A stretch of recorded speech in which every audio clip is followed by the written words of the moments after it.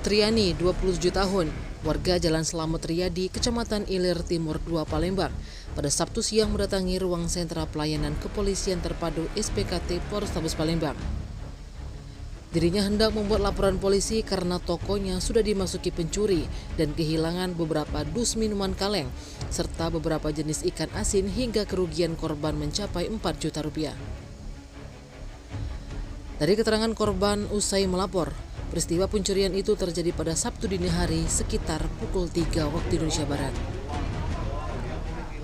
Melihat pintu toko terbuka dan gembok rusak, lanjut korban, dirinya pun langsung mengecek barang-barang di dalam toko. Diakui korban bahwa kejadian pencurian di tokonya itu sudah terjadi yang kedua kalinya. Laporan korban atas tindak pidana pencurian dan pemberatan curat sebagaimana dimaksud dalam pasal 363 KUHP telah diterima pihak SPKT Polrestabes Palembang dan saat ini laporan korban sedang dalam proses tindak lanjut unit reskrim. Oh ini bobol ya, aku kehilangannya. Kehilangannya minuman, Kak, sama asin, kardus. Berapa nominal kalau juta? Minumannya apa? Minumannya, ya minuman spray. Bir, ada Kak. Rokok. Di mana tokonya? Baru ya. Total berapa pencurian? Ada CCTV? Ada Kak. Ini rombongan mana? Yang ini apa? Yang kira-kira yang ada Kak, katanya sudah lapor ke lain, itu kan lapor.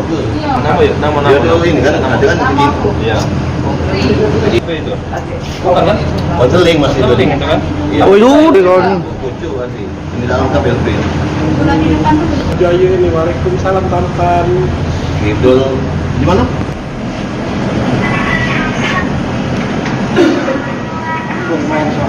Tuna loh orang kamu deh.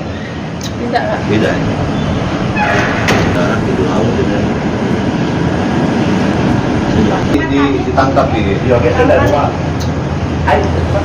Puli. Tadi beda ya? Jangan kapan? Yuk. Tidak di dalam. Apa tadi? Ya, 4 subuh ya. Tim Liputan Sumsel Update TV melaporkan.